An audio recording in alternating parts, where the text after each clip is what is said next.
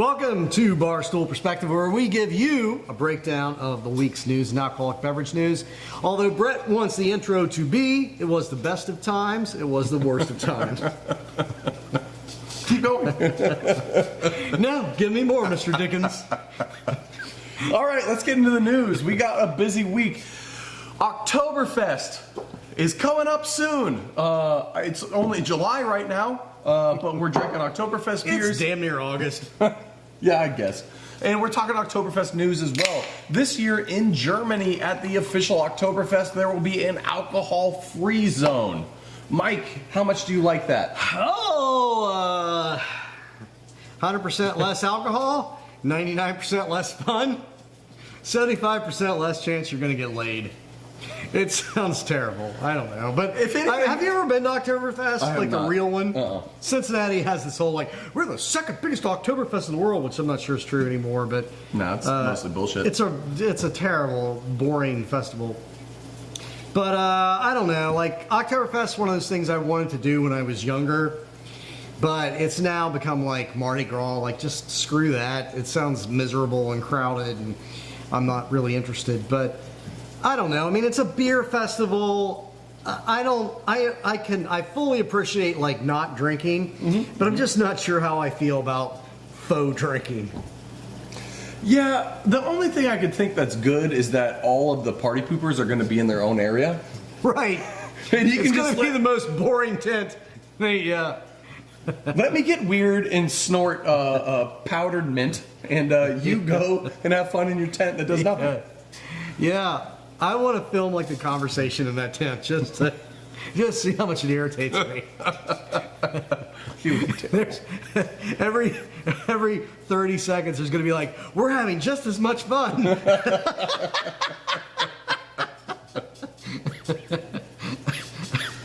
Mike, the top beer producing countries by volume has just been released for the last year.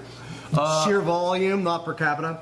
Yeah, not per capita, not by dollar. We're just talking sheer volume. Yeah. Can you give me any of the top 5 countries? China's in top 3. China's number 1, and it's not even close. They beat everybody else by at least 2x. I would say America is still in the top. America's number 2, baby. Okay. Second only to China. Then we're going to go to, I forget, is Africa a country? We're going back to the Americas. It's not a country. Canada? Nope. They do make a lot Go further south. Mexico. Yep, Mexico's number 4. Go further south for number 3. Really? Brazil? Yep, Brazil's number 3. And number 5 is Germany. So there's your top 5 beer producing countries by volume. China, though, at 300 million barrels of beer a year. Mean, it's huge. Yeah, that's what it is. It's huge. Crazy. And it's cheap to make things there. So it makes sense that a lot of beer is produced in China and then shipped wherever it's got to go. Especially when your beer doesn't need to taste like anything but crap and lead. Right. And do you think they put the same amount of like poisonous shit in the beer that they do and everything else? I mean, like if they're putting like just whole lead and baby food and whatever, they're gonna put it in the beer. Why not? Yeah. Wait, wasn't it China where that guy like pissed in the vat of beer and everyone was freaking out? You remember that news article from our prior history? Yes. I am 95% sure that made the beer better.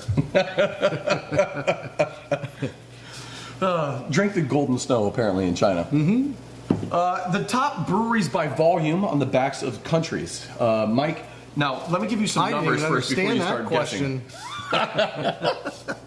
Okay, we just did the top countries by volume produced. We're going to do the top companies by volume produced. Which beer companies made the most overall? Yes, that is a better way to say it. Well, then clearly that... Hold on, let me give you some numbers first before you start guessing. Sure. Now, the top country by volume was China, 300 million barrels. China! The top beer producing company did 424 million barrels. So more than China. This company made more beer than China as a whole did. If that makes sense, weirdly enough. Anyway, can you guess any of the top beer producing companies? Well, that just threw me off because I was going to assume Snow was like one of the top ones. They're number 3 at 94 million. I don't know how you can't. I mean, it's like AB InBev. That's one company. So yeah, that's they're one company. And they're the top. 424 million barrels of beer. Yeah. All right. Heineken's number 2 with 242 million barrels of That beer. one shocks the hell out of me. We talked about their volume before. It's crazy. I don't know how many people are drinking. Who the fuck that drinks skunk. Heineken? It's Who drinks vile. it? It's nasty, shitty beer. I don't get it. Who does? Who does? Someone. A lot of people. In other beer news, craft beer is down 2% this year. Mike, we've said it once, we've said it twice, we've said it 1,000 times, but is it finally time to put the last flower on the gravestone of craft beer? It's not dead yet, but it's definitely on the downward trajectory, I think. I mean, it is not... Beer's kind of played out for a while. Yes. It's lost its soul. I don't know. I mean, I'm not going to bet heavily on it. Yeah, I wouldn't right now either, personally, but them's the breaks. I mean, you kind of do. Oh, man. Am I fucked? You're fucked. You know where beer's doing well? China? Yeah. Yeah. I don't know what that impression is. That's I don't Trump. know who you do. That's Trump. That's how oh Trump my says God, China. it is Trump. Yeah. Oh, China! I try so hard to just black that stain out of my brain that I forgot that's exactly what that is. Anyway, China's doing really well. Mike, the growing middle class in China is accounting for a 67% increase in on-premise beer consumption in China right now through this year. Yeah, They're ready that's what to I would party. assume. I mean, they have... I think that's all about an increased population with disposable income. It's why our bar sales are... on-site consumption sales are down. Less general disposable income Yes. as Americans. Chinese have an increasing number of people with disposable income. So what do you do with that? You go to the bar and get hammered. Well, and their disposable income rate is a lot lower than ours is. Upper middle class in China starts at 42,000 American a year. Yeah. That's like barely breaking into middle class in America currently. Yeah, but your economy is structured differently, and I'm definitely not envious of living in China, but there's a lot of things that we have to pay for here out of pocket that just, our cost of living is higher. And a lot of times it's just, like, if you have European friends, they are blown away by how much we pay for cell phones. Yeah. Because in Europe, they actually enforce anti-monopoly laws, antitrust laws. So there's actual competition in the cell phone industry in Europe. So like your cell phone costs you a third as much as it does here in the States for the exact same shit in Europe. And in Europe you've got healthcare. China, I think it's the same thing. Childcare, I'm sure I don't free want education. I don't want Chinese healthcare, but involves lead, I'm sure. But nevertheless, the point is that their disposable income probably goes further. Yeah, clearly. They have to pay for less necessary shit than we do as a nation. On that depressing note, France is having a champagne disaster. Oh my God, Macron! What will you do? Float tourists down the Seine, I guess. The champagne industry is expected to see about 15% less volume this year, largely because of shrinking demand. And France tightly controls how wine is sold in the country. Yeah. They try to control demand to keep prices in check. And as a result, they're knocking off a shitload of production off the top of champagne in order to make sure things don't get weird. I want to talk about champagne, but first, did you see that story where like the mayor of Paris said she was going to swim in the Seine? Yes. Yes. It was like, oh, well, we're going to shit in it. We're going to take a dump upstream 10 minutes before you swim it in there? Yeah. Yes. It was kind of beautiful. You know what I didn't know about champagne? Actually, I don't know anything about champagne. I don't get champagne. I have never understood champagne. It's probably the only liquid where I cannot taste a difference between really high end and cheap as hell. Really? Like a $100 bottle of champagne and a $10 bottle of champagne. They both just taste like fizzy bullshit to me. I don't get champagne. Yeah, but did you taste the classism? There's that. But it always seems like a dumb drink, like just to prove that you can spend a lot of money on some bullshit that any child would drink. But one of the things from that article that I didn't know was that champagne is blended. Sort of like a bourbon. Oh, like year to year. Like year to year. Yeah, so, a wine is a vintage, and you have good years and bad years and whatever. Yeah, but it's don't all they normally dependent on attach climate. vintages to wine, too? Like Dom Perignon's got a year on it. I guess, but... Maybe it's got to be like 51% this year, and then you can blend up, and they just don't talk about it. There seems to be a thing. Interesting. Yeah, but they will mix those vintages. And then how does champagne get carbonated? Is it artificially carbonated just like beer is? No, not real champagne. Real champagne is fermented It's in the bottle. yeast fermented? Yes. So it's like a Hefeweizen or something where like the yeast it's a really attenuated yeast. Yeah, it is very attenuated, yes. Yeah, champagne's a whole... There's a lot of stupid shit with champagne. A lot of stupid stuff. Mm-hmm. And they love tradition in Europe, too. Largely for tradition's sake, not because it's the right way to do things. But, yeah, champagne's silly. I think that's the takeaway here that I'm hearing. Champagne's silly.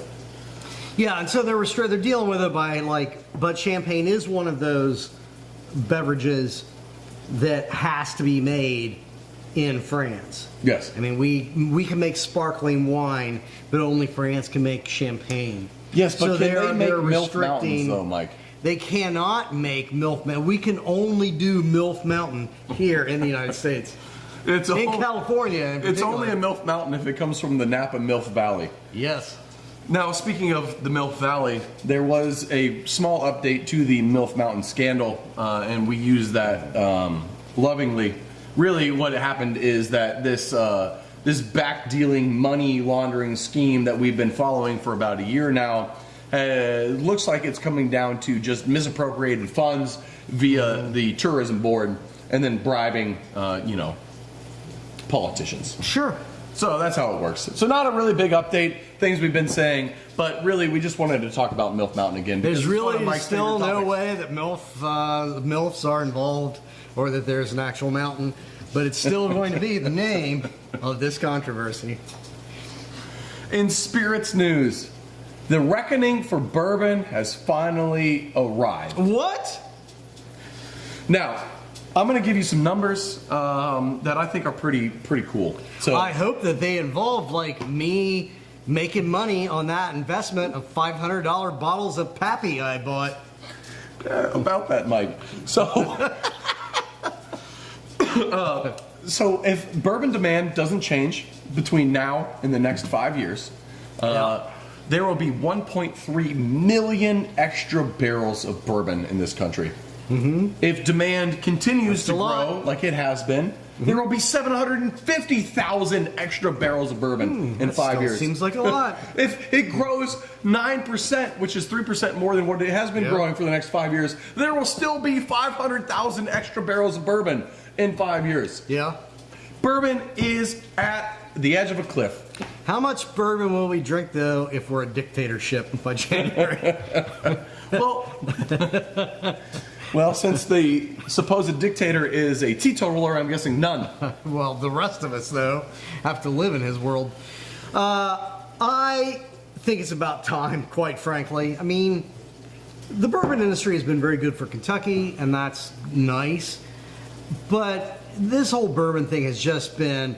I think bourbon is the craft beer of the late 90s, early aughts. Or maybe even the 2010s where we saw the big explosion. That's when it started really picking up. Probably more like 2010s. So I think it's there. People aren't going to just stop drinking bourbon. But I think that market has peaked. Yes. And, I don't know specific companies, but that's the stock tip for the week. Short bourbon. Now, here's the interesting thing with it. One, from a collector standpoint, like yourself, who's collecting expensive bottles of Pappy, now's the time to sell. Yeah. Either drink it or sell it. I sold cars. Now's the time to sell. Yeah. If you're collecting these bottles to flip them, you better do it now because you're not going to have another opportunity probably within the next 10 years. Yeah. On the flip side, what investors are saying is they want these bourbon companies to just not sell their bourbon. Just sit on these barrels for longer, get more expensive bourbons, and then sell more higher priced bourbons. Which I think is just a wonderful idea because it's not going to fucking work. There's no goddamn way it's going to work. So that just means in 5 years from now, we're going to have rock bottom prices on really old bourbons, and it's going to be amazing. Yeah, I mean, that works in a place like France with champagne, where the government has an amazing amount of control over the industry. Yes. Yeah, that ain't going to work here. I mean, you would have to have some level of government intervention to stop people from. This is the only way it makes sense. Yeah. Otherwise, and you would have to subsidize a lot of those people, especially the smaller. We have a lot of craft distilleries now, which I don't really. I don't think the craft distillery model is sustainable as a whole. If Anheuser-Busch made beer at the level of quality that Brown-Forman makes Buffalo Trace in that family, we wouldn't have craft beer because you wouldn't fucking need it. Yeah. Bourbon is good from big companies, and it pains me to say that, but they make good product. Yeah. Anheuser-Busch does not make good beer, but goddamn Buffalo Trace, Eagle Rare, that whole family, Weller, amazing bourbons. And it's cost effective, they own the real estate and the rack houses, and you're not getting more with craft bourbon. You're getting less. You're really not. You're just paying for debt. Right, and that pains me to say. I love the whole concept. You've got a craft distillery out there. Bless you. I hope you do well, but I'm just not sure that it's a smart business model. No. Actually, I know that it's a stupid business model. It's a business model if you want to make 3 generations from you rich. And every generation prior to that has to also be rich and invest all their money into making that next generation richer. Because it doesn't make sense. You can't wait 10 years to get a return on a bottle and then reinvest and expect growth off of that. Right. All right, now in retail news, we have some fun things coming up. Mike, I need your opinion. I'll be the judge of that. We know you will. That's why we love you. Now, Mike, in Columbus, Ohio, of all places, cultural mecca of the Midwest, they have just put in a beer vending machine, and based on how it works is all facial recognition to tie your ID, which you got to feed into the machine, with what it sees on your face. How much do you love this? First of all, I am not shocked that this came out of Columbus, Ohio. Next to Indianapolis, the most soulless motherfucking city in the United States. Wait, the birthplace of Wendy's last soul? White people chicken restaurant doesn't have soul? Mike! God, I hate Columbus. I hate this idea so fucking much. I don't think there are words that can express my level of hatred. First of all, the invasion of privacy is astounding.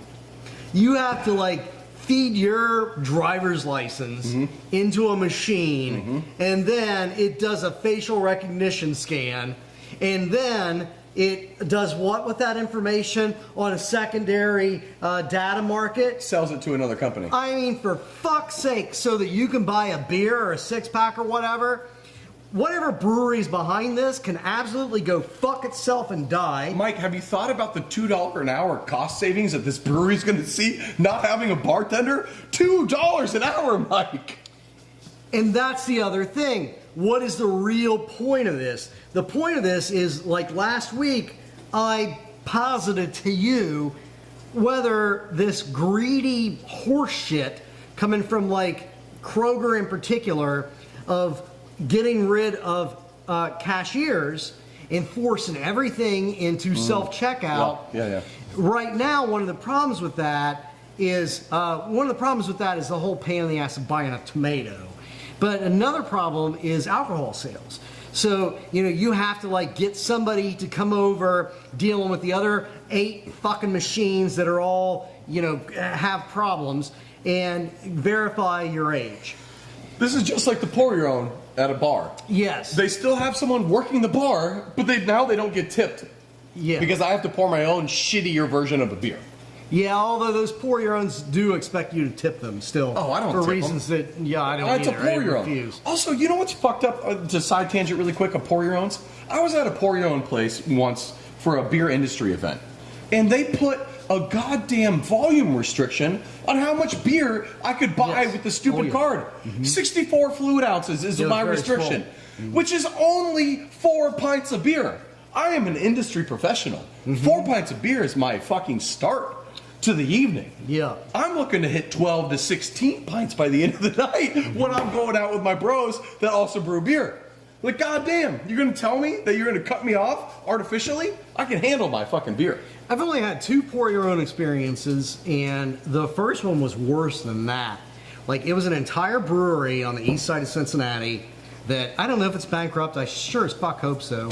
But, so, like, you go in and they give you that stupid card. Yeah, and the card thing is the worst. It It's not cut David me Buster's, off. goddammit. I don't know how it was like gauging things. Maybe it was ABV or whatever, but I wasn't even driving that night. And it cut me off at 2 beers. Jesus Christ. And so I had to get like other people to get me beer. Like a goddamn child. And then you gotta like go to I ceased the whole fake ID The last thing. time you had to do that was middle school. Yeah, right, exactly. 7th grade was the last time I did it. And like the food was separated, you gotta get your own food. And so then you gotta cash all of it out at the end. And I gotta cash it out at the end. And, it prompts for a tip. And the people, like, the guy actually confronted me. Like, you're not gonna tip us? And it's the one time in my life where I have gone off on somebody over not tipping. I'm like, fuck you! Of course I'm not tipping For you. What did you do? What did you do? You're no different than the dishwasher in the back as far as I'm concerned. You're take far more glassware and you useless. wash it. You're far more useless than the dishwasher in the back. The dishwasher in the back didn't cut me off.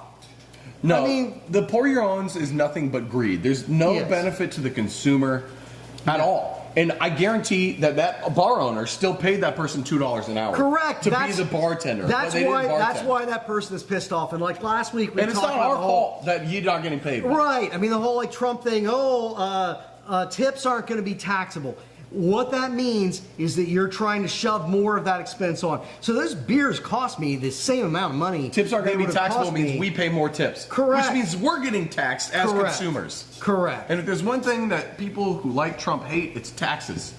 Yeah, but they also don't consider healthcare cost taxes or those extra tips taxes or whatever. Mike, and I they don't know are. what you just said, and I'm angry now. Now back on But track. the point is that what these are going to do, this facial recognition stuff, they're selling it in part for that reason. So it can help you drive more self-checkout so that you don't have to have even one human being dealing with 7 people checking out alcohol. Now, you have to feed your entire driver's license information and do facial scan recognition, all of which they're going to sell on the secondary information market, and that's going to let them eliminate paying even one fucking person to verify age. And the for thing anybody can still say that's no, doing too. self-checkout. And you can still just get turned down And the by a thing- machine. Yeah, and they can still screw up and arbitrarily turn you down and say that I'm 18 years old, and then there's Or like your a picture whole, doesn't match or anything. It Yeah. could be anything. right, and then you got to find like the one person that works there. Yeah, all of it's bad. Mike, have you ever thought about quitting your dream job? I would love to start it. God damn it. Yeah. Well, I'd like to start one I didn't hate. does that include this? I mean, I don't get paid for this. No, so it's not a job. It's just a dream. We bring in like $3 a year. I think 2 of that's mine. 1 of that's probably fucking Julia. You can't forget that. Yeah. Well, yeah, and Julia does do a thing like where Julia drinks every time that I drink, and she's been bitching that I'm not drinking enough, so it's my sips. Here you go, Julia. All right. The New York Times food critic has decided to retire. He's going to pursue other options. And the main reason is that he wrote, I want to say the quote here. He went to the doctor and he said, quote, "My scores across the board were bad. Cholesterol, blood sugar, hypertension, worse than I've ever expected even in my doomiest moments. Pre-diabetes, fatty liver disease, metabolic syndrome were all thrown around. I was technically obese." He retired given health concerns. Mike, there's probably a lot of people out there that says, boo-hoo, woe is me, you had a dream job and you're giving it up. What do you think about that? First of all, aside from the obesity, I have all of those things. So get over yourself. Secondly, we even have food critics still? A couple. This was probably one of few gigs in America still, like that was getting paid to be a food critic full time. I guess New York is still probably, that that's the market is mecca of tight food. enough and it's competitive enough. Yeah, New York Times, man. I mean, you could go per se like once every other year and it'd still be a valid review. He also wrote the viral review of Guy Fieri's restaurant in New York Times. Did you ever read that one? No. Oh my God! If you haven't read it, there, Dan, producer Dan, if you could link that later in the show or maybe now in the chat. But the Guy Fieri New York Times review, he roasts them. It's amazing. It's a beautiful piece of writing. That's why you read food reviews. Yeah. Well, what this guy was doing was that he would review at least one restaurant a week, and he would go to that place on 3 different nights with 3 different friends each time and order 3 different appetizers, 3 different entrees, 3 different desserts, and try everything, including cocktails, including wine, including talking to sommelier. He would get the whole experience. So, well, that's being fair. It is being fair. That's he did a very great diligent. job. Yeah. Part of me would say just have less bites each time, but also knowing myself is I would finish that goddamn plate if it was good. Sure. He said, quote, "The foods were just too rich for too long." Yeah, I mean, joking aside, we have both talked a lot in, private lives about sort of the dangers of running a brewery or teaching a beer class and running beer events and all Being that expected shit. to drink every time you have a meeting. Being expected to drink like all the time. Yes. And even when you don't want to, I can absolutely, it's Monday, I really don't want to drink, but shit, I got this meeting with people that expect me to drink. Mm-hmm. It's the same thing. I mean, I get it. I'll take was that that job. the end of it? Okay. I thought you were going somewhere with it. You get it, yeah. We can relate. We can relate. But unlike that guy, all of my negative health consequences don't cause me to puss out. So, New York Times, I can write, and I can eat, and I can drink. I'll take that job. Mike, in 2024, we associate weak human behavior not with vaginas anymore, but with just being weak. Nor should we. In the final bit of news for this week, the Kroger Albertsons deal that is estimated to be around $24.6 billion has been put on hold by a judge in Colorado. Is this good for the state of our union? I mean, good for that judge. But, Kroger, as we have discussed, we can get into the nuances of how they operate, but it really all boils down to you're an evil corporation and I hope you die. Their greed is extraordinary. It is. And the way that they are operating their businesses, their complete drive to eliminate human employees and to go to entirely self-checkout and to maximize their greed at every single moment. If they're allowed to have this monopoly, then it's going to affect so many millions of Americans in negative, real, weekly ways. We're talking about higher food pricing, less choice, shittier choice, yada, yada, yada. Shittier service. The whole deal. Yeah, your life just got, did your life fall off the wagon No, but your life just got a little bit shittier. Every little fucking dagger and cut on the American life. This is part of it. This is part of it. Brett, I got two final things to say. Number one. Oh, great. This book, you might have heard of it, Tank in Cincinnati. Who wrote it? Oh, you wrote it, Brett. You wrote it and I wrote it. If you people don't own a copy of it, then you should. Secondly, oh god, it's the beef steaks, Brett. God damn it. And we try not to get too political, but I'm just gonna say, Kamala Harris, if you're watching this, because I know you are, because what better, more important shit do you have to do in the middle of the day on a Friday? I'm just gonna say, Andy's my boy. Some of you all might recognize that sign. It's been here for a long time, and it got busted out a couple years ago. Man, I love Andy. I want him to be my vice president. Let's get the hell out of here. Cheers, y'all.